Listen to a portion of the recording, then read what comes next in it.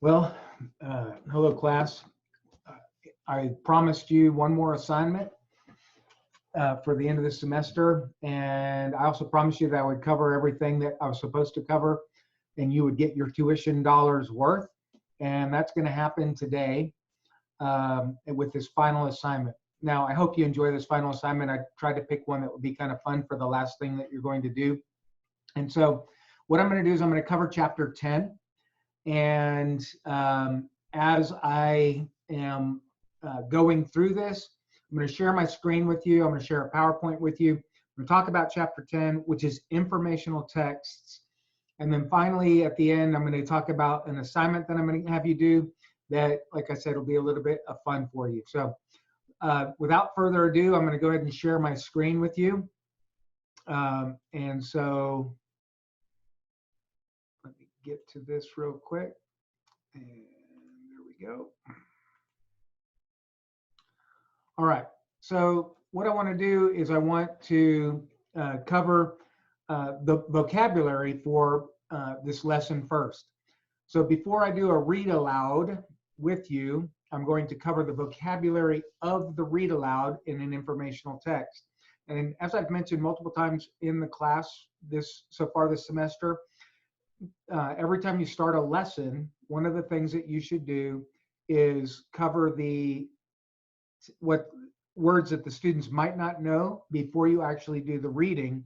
And that way the students won't struggle with the meaning of words while you're doing the reading. So I want to start off with who thinks they know the definition of the following words. So the first word is owlet. You might be able to think of what that means. An owlet is a baby owl. Now the next one might be a little bit tougher. Skidder. So a skidder is a machine, looks like a tractor that's used to pull logs out of the forest. Cavities. Now most of you are familiar with the term cavities. Oftentimes it refers to something that you might try to avoid when you go to the dentist office. But in the story that I'm going to share with you today, or the text I'm going to share with you today, a cavity is a hole carved into an object. So if you think about cavities in your teeth, they are holes in your teeth caused by bacteria and plaque. The cavities in this story are going to be holes in trees made by animals. The next word is a sawmill. In Texas, we're not too familiar with this term, but a sawmill is a place where trees are taken to be made into lumber. And finally, the word carnivores. A carnivore, most of you know the meaning of that word. It's an animals that eat meat. And then the last word I have for you that is going to be a vocabulary word, and we're referring to owls. Some of you might know what an owl pellet is. A lot of people make the mistake of thinking that an owl pellet is owl feces, and it's not. Owls cannot digest the bone and fur of animals that they eat, like mice and rats, and squirrels and different small mammals. And so they regurgitate or throw up these little balls of fur and bones that they can't digest. And so that's what a pellet is, an owl pellet is. All right, so now I'm going to share the reading with you today. The story I'm going to read to you today, let me go ahead and stop sharing my screen. The story I'm going to read to you today is from a National Geographic Kids book called Hoot Hoot Hooray. This is a great series. You can order these for your classroom when you're a teacher. Kids love them. There's lots of neat stories in them. And so I'm going to read to you a story today. This is chapter 1 of Hoot Hoot Hooray. And today's chapter is going to be called Timber. Chapter 1. Timber! May 1st, 2013, New Creek, West Virginia, USA. It was a sunny day without a cloud in the sky. Birds chirped, squirrels barked, and a family of deer ate grass near the edge of the woods. Woodcutter Homer Coon, sounds like coon, had just finished sawing the base of a dried out tree. Timber! Homer called. Here's a picture on that page.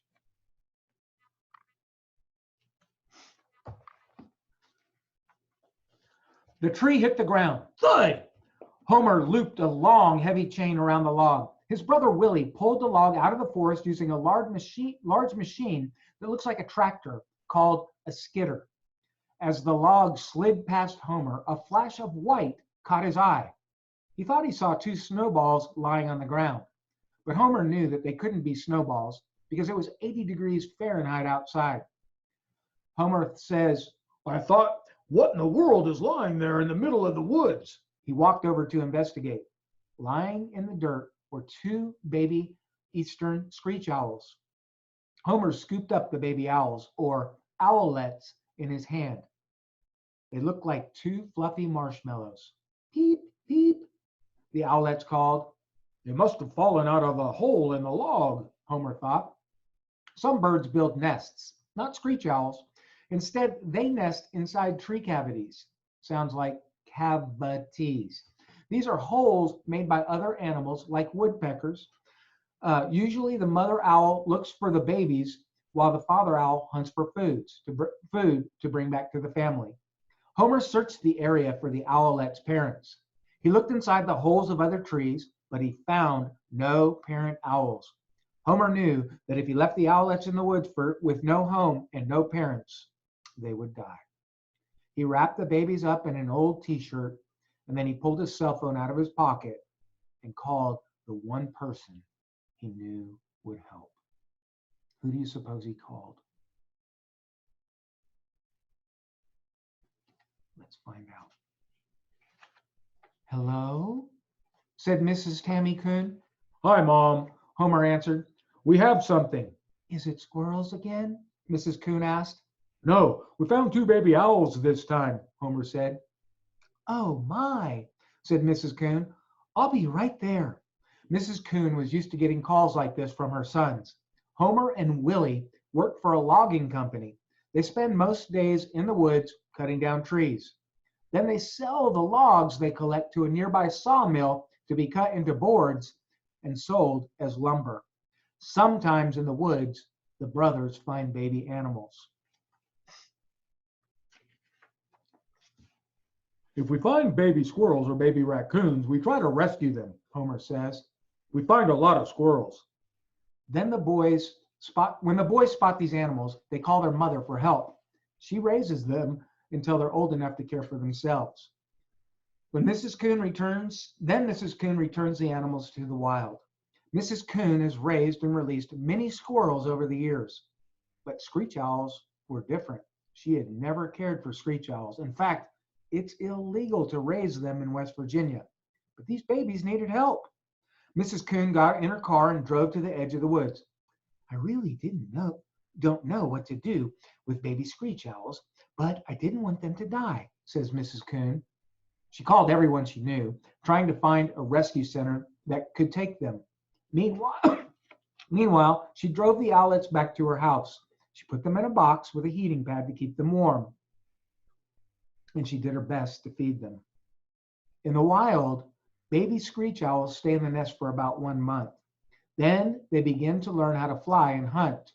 After that, the parents continue to protect and feed their young owls for 2 to 3 more months until they can hunt on their own. But the baby owl's eyes were still closed. They were less than a week old. Owls are carnivores. They eat meat.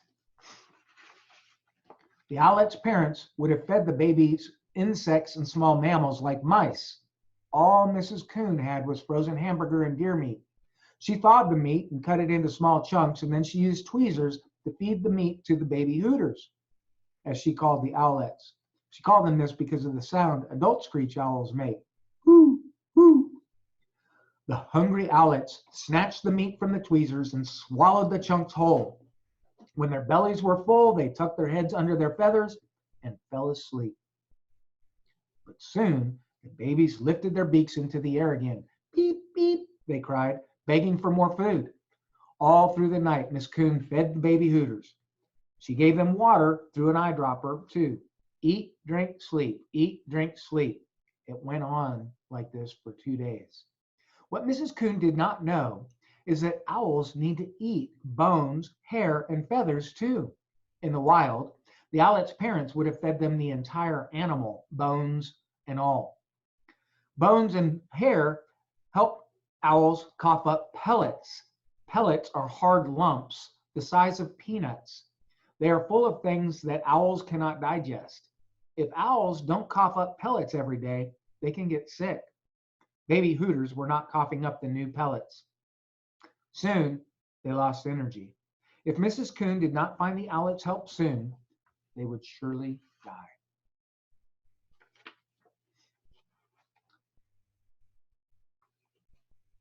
Owls, owls everywhere.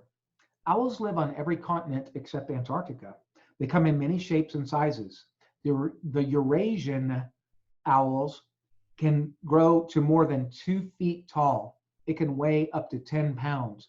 The elf owl only grows to around 6 inches tall. It weighs less than half as much as this book. Owls' feathers help them blend into their habitats. The snowy owl's thick white feathers hide it from enemies in the frozen Arctic, and the gray and rust-colored feathers of a screech owl make it seem to disappear next to a tree. Okay, so that's the book. Now, what I want to share with you, going back to my shared screen here with you, is a website that talks about, or that has on it, multiple graphic organizers. And so I think if I click on this, it'll take me to it, maybe. So this is eduplace.com, and the graphic organizers page has multiple graphic organizers on it that I want you to go take a look at. We're going to look at just a couple of these because I normally would go through each one of these and give you a handout that would consist of all these different graphic organizers with the proper citation and everything else. For example, here's the KWL chart. Here's the world famous Venn diagram. All of those are on this site. And so I'm going to give you the link. I'm going to let you go look at the ones that are on this site. But there are a couple that I want you to look at because they'll have something to do with your assignment. So what I want you to do is, let me see if I can find the one that goes with could go potentially with the assignment that you're doing. So now that I've showed you the website, here is an example of one of the graphic organizers that is on that website. Let me go ahead and stop sharing. This is an example. There's a cloud and raindrops. And what you would do on this graphic organizer is on the cloud, so on this one piece right here, this little rectangle piece, you would write the title, the author of the book that you used. Then on the cloud, you would write a summary. And so this triangle or the rectangle would go up above the summary, and see where the dots are? You'd poke holes in the paper and put strings between the holes. And then underneath, you'll notice there are 9 little dots. There would be holes there. And on those from those holes, you would attach with string raindrops. And if you were reading a book about weather, for example, this would be a great graphic organizer to put the main idea or summary on this page. And then on each raindrop, you could put details from the informational text. So what I did was I went out on the internet and I found a picture of an owl that was on the internet. Now, my picture of the owl did not have these lines on it. I drew those lines on using actually the edge of the book that I read to you just now and a marker or a pen, and I drew the lines on here so that I could write a summary of the story that I just read to you. And I also put the dot above and below the owl to mark where I would put holes. Then I went out and I found a graphic organizer of some free feather graphics and created this little rectangle as well. So you'll notice there's 8 feathers. There's 1 dot here and 8 holes here. And what I did was I created a graphic organizer of the story I just read to you. So what you're going to do as your assignment for today is with your informational text that you're going to find, and hopefully you got one before. Now, I know that you have limited access to libraries and things like that. So there are informational texts out on the internet. Don't forget to cite that when you turn in your assignment. But what I want you to do is I want you to create, be creative, be a teacher, be creative, and create a graphic organizer. So and here's what you'll do. You'll create a very short video, and it'll go something like this. This is my graphic organizer for National Geographic Kids. The title of the chapter that I read was Hoot Hoot Hooray, and it was written by Ashley Brown Blewett. And all that's on this little rectangle right here. Let me tell you a little bit about the chapter. So I'm going to read to you from my summary. Homer and Willie Coon, lumberjacks, cut down a tree with 2 baby owls inside. Together with their mother, they learn about owls and how to take care of them. The 2 owlets, Paul and Babe, are taken to a raptor rescue center and raised to adulthood. They are then released back to the woods where they were found. So that's the summary of the rest of the story. Sorry, spoiler alert, should have given you that. And on the bottom here, under each one of the feathers, let me read just what I have on those. There are more than 200 species of owls. That's on one of the feathers. A skidder is used to move timber through the forest. Owls vary in size from 6 inches up to over 2 feet. A sawmill turns trees into lumber. Cavities are holes in trees. Owls can't digest bones and fur. They produce pellets. Owls are carnivores. And finally, owlets are baby owls. So that's my graphic organizer that I created. On this bottom part, I wrote on both sides of the thing so that you can actually see it no matter what and how it's hanging. And then I put a string on the top to hang it from. In a classroom, I could hang these from the ceiling, and every student would have one hanging above their seat in the classroom. And it took me about maybe 35 minutes to create the graphic organizer, go get the stuff from the internet, copy it, paste it, and do all of that. The resources that I used were free resources of graphic organizers. So therefore, and there's lots of those out there on the internet. Make sure that when you turn in your assignment, all you're going to turn in is a video. I know some of you are having a hard time uploading. If you want to upload to YouTube, it's a little bit faster than doing it. You saw how fast I did that? That was probably a 1.5 minute long video. I'm not looking for producer quality video on these things. All I'm looking for is that you found an informational text, you created a relevant graphic organizer. So if you're doing owls, which you're not going to do owls because I did, this would be relevant. But if you were doing weather, this would not be relevant because an owl has nothing to do with the weather. Okay, so you want to pick a graphic organizer or pictures that will actually fit. You need a summary. So one of the pieces of the graphic organizer is going to have a summary on it.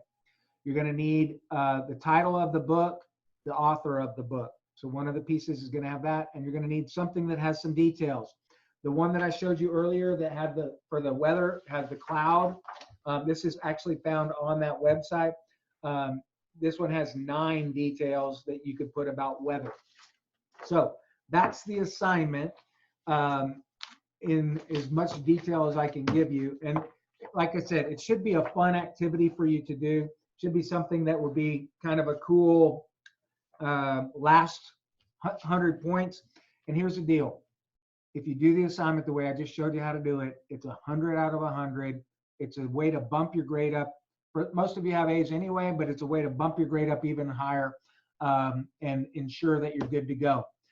looking forward to, I'm going to go ahead and post this assignment right away so that you've got the rest of the semester to work on it, which we're running out of the semester to go.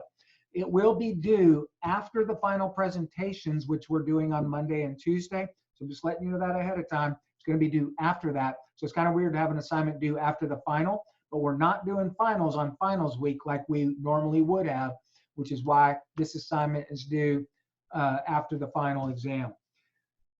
Hopefully you've had a great semester with me this semester. I really am disappointed on how it turned out with the whole COVID thing, but it's the best that we could do with what we had. And I really appreciate all of you being troopers getting through this course, even though we had to do a lot of it online. I'm looking forward to seeing you in the fall. I really hope that we can. I've missed seeing you guys. I really have. You guys are the part of my week that makes my week. And so I've really missed getting to see you guys. Hey, also, if you would do me a favor and please fill out that end of course survey that's up right now in the assignment. That's how I make changes to the course. Don't worry about it. Nothing you say on there is going to hurt my feelings, and nothing you say on there is going to change your grade in this course. That if you fill it out, there's some extra credit points that'll go along with that. I don't assign the points until after everybody has had an opportunity to fill that out and that assignment closes out. But I want to let you know I would like to get the feedback from that because it helps me make changes to the course. I do not make changes to the course on anonymous feedback that gets put through the college system because I don't know who's saying it. And if somebody failed my course and they're giving me feedback, a lot of times that's reflective of their performance and not mine. So just letting you know that ahead of time. And hey, y'all have a great summer break, and I'll see you in the fall. Looking forward to it.